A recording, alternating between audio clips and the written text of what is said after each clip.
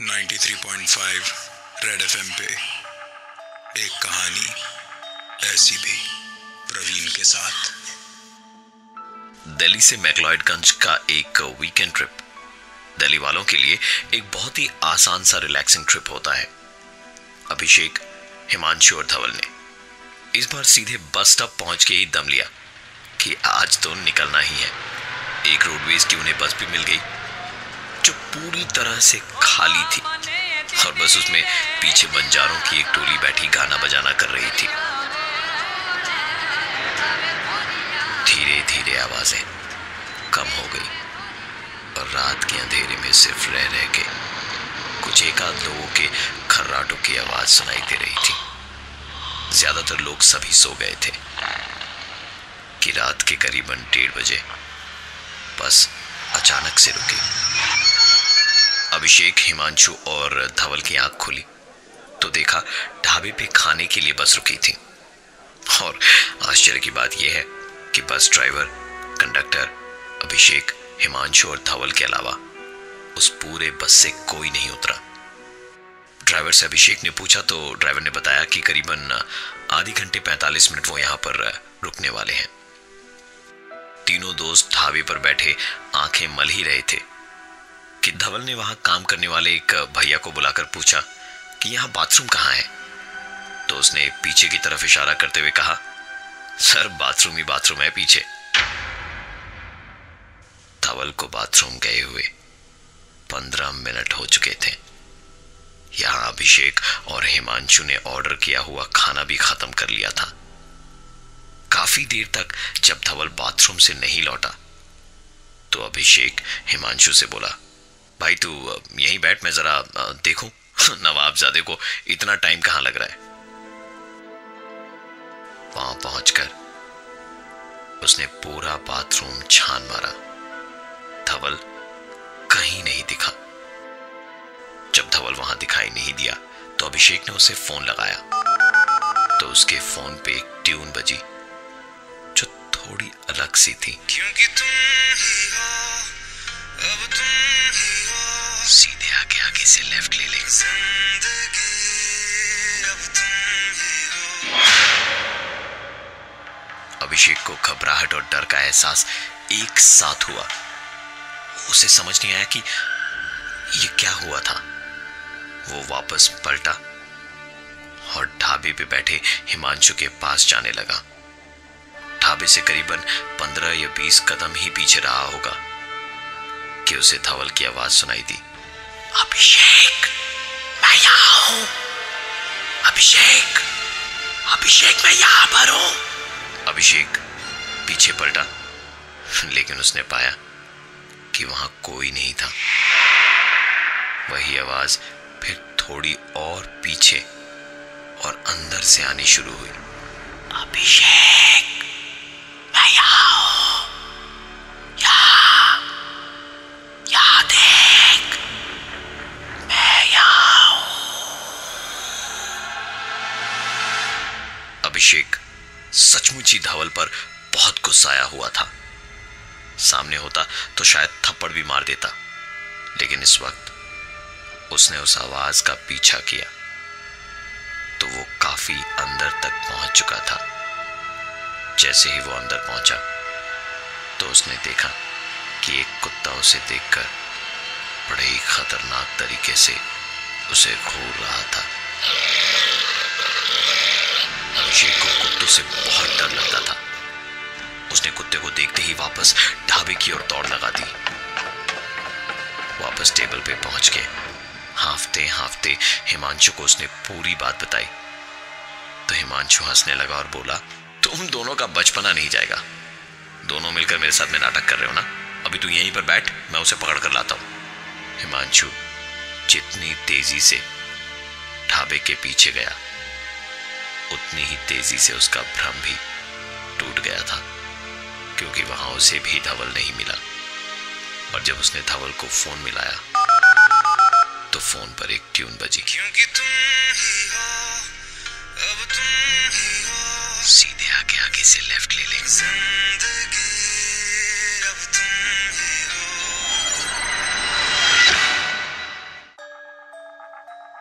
93.5 red FM पे एक कहानी ऐसी भी प्रवीण के साथ। अभिषेक, हिमांशु और धवल जब दिल्ली से मैक्लॉयडगंज गए तो रास्ते में रुके ढाबे पे धवल बाथरूम करने ढाबे के पीछे गया और उसके बाद लौटा ही नहीं। पहले अभिषेक उसकी खोज में पीछे गया और उसके साथ कुछ ऐसा हुआ कि वो दौड़ता हुआ वापस ढाबे तक आया और सारी बातें सुनने के बाद हिमांशु ने कहा कि तू बैठ, मैं देख कर आता हूं। पीछे जाकर जब हिमांशु को भी धवल नहीं मिला तो उसने उसे फोन मिलाया और सामने से फोन पे आई वही आवाज, क्योंकि तुम ही हो, अब तुम ही हो, सीधे आगे से लेफ्ट ले ले। जिंदगी अब तुम ही हो। हिमांशु ने जब ये सुना तो वो बिना डरे आगे बढ़ा और दबे कदमों के साथ अंदर जंगल की ओर बढ़ता जा रहा था। पूरे रास्ते में झिंगुरों की आवाज बहुत तेज आ रही थी। तकरीबन 40-50 कदम जाने के बाद उसे अपनी बाईं तरफ एक रास्ता दिखाई दिया। बाईं ओर मुड़ते के साथ ही अचानक सारी आवाजें जैसे बंद हो गई। हिमांशु को कुछ भी सुनाई नहीं दे रहा था। यहां हिमांशु ने पहले तो ध्यान नहीं दिया, लेकिन फिर अचानक उसे समझ आया कि लाख कोशिशों के बावजूद भी उसे कुछ भी सुनाई नहीं दे रहा था। उसी सन्नाटे में अचानक हिमांशु ने कुछ महसूस किया। हिमांशु ने देखा कि फोन अभिषेक का था। उसने फोन उठाया तो उधर से आवाज आई, अरे यार धवल आ गया, तू भी आजा। हिमांशु को आखिरकार राहत मिली। वो पलटा और वापस चला तो आगे बढ़ते ही सारी आवाजें जैसे वापस शुरू हो गई। हिमांशु थोड़ा और आगे बढ़ा तो पीछे से एक आवाज आई, अबे कहां जा रहा है? मैं यहां हूं, इधर आ, इधर इधर तेरे पीछे आना, हिमांशु आना। हिमांशु इस वक्त चाह कर भी पीछे पलट नहीं पा रहा था। उसने किसी तरह पूरी हिम्मत जुटाई और वहां से भागता हुआ सीधा बाहर पहुंचा और वहां पहुंचते ही अभिषेक उससे बोला, क्या हुआ, धवल मिला? हिमांशु इस बात पर चिढ़ सा गया था और एकदम से खिसिया कर बोला, पागल हो गया क्या? तूने तो अभी फोन करके बोला कि धवल आ गया है। अभिषेक को तो समझ ही नहीं आ रहा था कि हो क्या रहा है। उसने कहा, मैंने फोन किया था। मैंने तुझे फोन किया कि धवल आ गया है।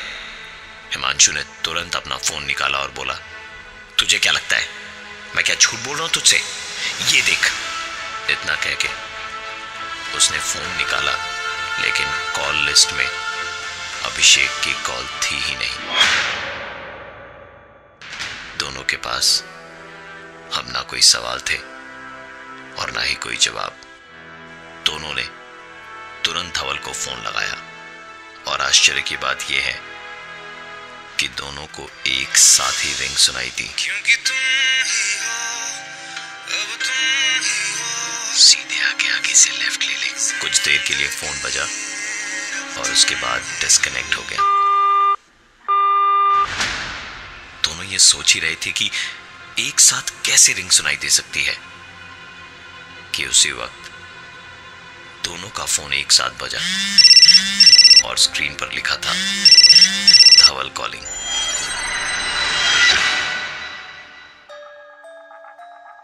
नाइन्टी 93.5 रेड एफएम पे एक कहानी ऐसी भी प्रवीण के साथ। हिमांशु, धवल और अभिषेक तीनों दिल्ली से मैक्लॉयडगंज को निकले तो बस रात के 1:30 बजे एक ढाबे पर रुकी। धवल ढाबे के पीछे गया और जब 15-20 मिनट तक वापस नहीं आया तो पहले उसकी खोज में अभिषेक पीछे गया और वहां से भागता हुआ वापस आया। उसके बाद हिमांशु गया, जिसके पास अभिषेक का फोन आया कि धवल वापस आ चुका है। जब पीछे के रास्ते से होते हुए हिमांशु सामने पहुंचा तो अभिषेक ने कहा कि उसने ऐसा कोई कॉल नहीं किया था, और सच माने तो हिमांशु की भी रिसीव्ड कॉल की लिस्ट में कोई नंबर नहीं था। ये बातें हो ही रही थी कि अभिषेक और हिमांशु दोनों का फोन एक साथ बजा और कॉल करने वाला इंसान धवल था। दोनों ने ही एक साथ फोन उठाया और दोनों के फोन पे उधर से आवाज आई, क्योंकि तुम ही हो, अब तुम ही हो, सीधे आगे आगे से लेफ्ट ले ले। जिंदगी अब तुम ही हो। दोनों ने तुरंत फोन काटा और ढाबे के एक लड़के को बुला के पूछा, ये पीछे बाथरूम वाली साइड पे ढाबे के पीछे कुछ है क्या? लड़के ने एक बार इधर उधर चारों तरफ नजर दौड़ाई और उसके बाद कहा, साहब उधर थोड़ी दूरी पर ना एक पुराना कब्रिस्तान है। दोनों का चेहरा यह सुन के जैसा बना, उस पर हंसते हुए वो लड़का बोला, अरे साहब वहां कोई आता जाता नहीं है, अब हम ही लोग जाते हैं सुबह सुबह। बहुत पुराना हो गया ना वो, तो नया वहां पर कोई जाता ही नहीं है। नाम पूछा तो लड़के ने अपना नाम रॉजर बताया, लेकिन प्यार से लोग उसे मोनू कहकर बुलाते ये भी बताया। अभिषेक ने 100 का नोट उसे पकड़ाते हुए कहा, तो हमें लेकर चलोगे वहां? मोनू नोट देखकर खुशी से बोला, हाँ ले चलूंगा, लेकिन आपको 10 मिनट इंतजार करना पड़ेगा। वो लड़का 100 का नोट लेकर खुशी खुशी वहां से चला गया। अभिषेक और हिमांशु वहां बैठे हुए इंतजार कर रहे थे कि वो लड़का आए तो दोनों जाएंगे और धवल को ढूंढेंगे। थोड़ी ही देर बाद एक अननोन नंबर से फोन आया। फोन उठाया तो उधर से आवाज आई, अरे सर मैं मोनू, मैं यहाँ कब्रिस्तान में आया था तो देखा एक कब्र के पास एक आदमी बेहोश पड़ा है, शायद ये आप ही का दोस्त है।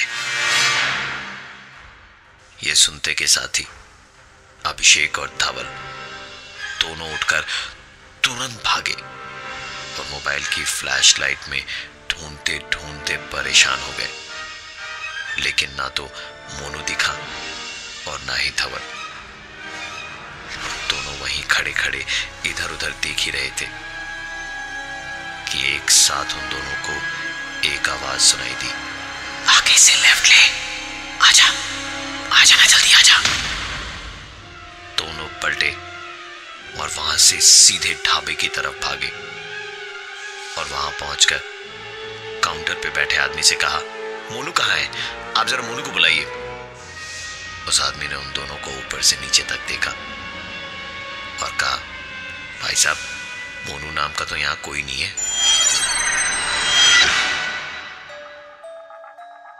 93.5 रेड एफएम पे एक कहानी ऐसी भी, प्रवीण के साथ। अभिषेक, धवल और हिमांशु दिल्ली से मैक्लॉयडगंज जा रहे थे जब ढाबे पर उनकी बस रुकी और फिर धवल कहीं अंधेरे में खो गया था। धवल को ढूंढने गए तो पूरे वक्त अजीबोगरीब चीजें अभिषेक और हिमांशु के साथ होती रहीं। आखिरकार ढाबे पे काम करने वाले मोनू नाम के एक लड़के ने उन्हें बताया कि इस ढाबे के ठीक पीछे कुछ दूरी पर एक कब्रिस्तान है, वहां भी ढूंढ लेते हैं। अभिषेक और हिमांशु ने उसे 100 का नोट दिया और कहा, हमें ले चलोगे? उसने कहा कि 10 मिनट के बाद मैं आपको जरूर ले चलूंगा, और उसके बाद मोनू खुद कहीं गायब हो गया। काउंटर पे पूछने पर पता चला कि मोनू नाम का कोई भी लड़का वहां काम ही नहीं करता। अभिषेक और हिमांशु वहां काउंटर पे ही खड़े थे कि बस का हॉर्न बजा और धवल की आवाज आई, अरे निकम्मो, मैक्लॉयडगंज नहीं जाना क्या? बस तुम दोनों के लिए यहां ज्यादा देर नहीं रुकेगी। अभिषेक और हिमांशु के चेहरे पे उस भीषण सर्दी में भी पसीना ही पसीना दिख रहा था। दोनों दौड़ते दौड़ते बस में चढ़े और धवल पर बरस पड़े। कहां था तू? हम तुझे कब से ढूंढ रहे थे। बाथरूम जाने का बोला और कहां गायब हो गया था? धवल ने सारी बातें सुनी और फिर सिर्फ एक ही लाइन कही, क्या बोल रहे हो तुम दोनों? मैं तो बस से उतरा ही नहीं। अभिषेक और हिमांशु ने इतने सारे लोगों के बीच बस में और कोई तमाशा ना करना ही ठीक समझा। बस शुरू ही हुई थी कि किसी ने बस के दरवाजे पर दस्तक दी। कंडक्टर ने बस का दरवाजा खोला और किसी से बात करने के बाद दरवाजे को बंद किया और फिर अभिषेक, हिमांशु और धवल के पास आकर 100 का नोट पकड़ाया और कहा कि किसी मोनू ने दिया है, ये कहते हुए कि आप वहां ढाबे पर छोड़ आए थे। सबकी आंखें बड़ी बड़ी हो गई थी, पर बस से नीचे जाने की और मोनू कौन है ये जानने की हिम्मत किसी में नहीं थी। कुछ 5 मिनट ही बस आगे गई होगी कि अभिषेक को याद आया वो बैग तो ढाबे पर ही भूल गया, जिसमें सारे पैसे, रिसीट्स, सब कुछ रखा था। गाड़ी रोकने और पीछे लेने को ड्राइवर तैयार ही नहीं हुआ, तो तीनों गाड़ी से नीचे उतर गए, ये सोचकर कि जो होगा देखा जाएगा और अगर कुछ नहीं मिला तो ढाबे पर ही रात बिता लेंगे। वो तीनों वापस उसी रास्ते पे चलते गए। करीबन 30 मिनट चलने के बाद भी ढाबा उन्हें कहीं नजर नहीं आया। तीनों वापस पीछे की तरफ आए और उसके बाद काफी आगे तक आ गए, लेकिन कोई भी ढाबा उन्हें वहां दिखाई नहीं दिया। ढाबे को तो अब तक आ जाना चाहिए था। वापस थोड़ा और पीछे गए और सड़क से उतरकर खड़ंजे पे देखा तो एक आदमी कंबल ओढ़े आग के सामने बैठा अपने हाथ ताप रहा था। उसके पास जाकर हिमांशु ने पूछा, भाई साहब, यहां पर एक ढाबा है ना आसपास? वो आदमी बिना पलटे आग की तरफ मुंह करके ही बोला, है नहीं, था। तीनों थोड़ा सा हिच गए इस बात पे और उसके बाद बोले, हमारी बस यहीं पर रुकी थी थोड़ी देर पहले और हमने यहां पर करीबन आधा घंटा बिताया था। आसपास कहीं तो ढाबा है ही, जरूर है। उस आदमी ने हंस के कहा, साहब, यहां एक ढाबा हुआ करता था, चलकर खत्म हो गया सालों पहले। मैं भी उसी में काम किया करता था। अभिषेक ने यह सुनते के साथ ही उनसे पूछा, आपका नाम क्या है? उस आदमी ने अपने चेहरे से कंबल हटाते हुए कहा, मेरा नाम मोनू है। सुबह जब आंख खुली तो सारे दोस्त सड़क किनारे उड़ती धूल पर जमीन पर लेटे हुए थे। मैं हूं प्रवीण और ये थी आज की एक कहानी ऐसी भी। 93.5 रेड एफएम पे एक कहानी ऐसी भी, प्रवीण के साथ।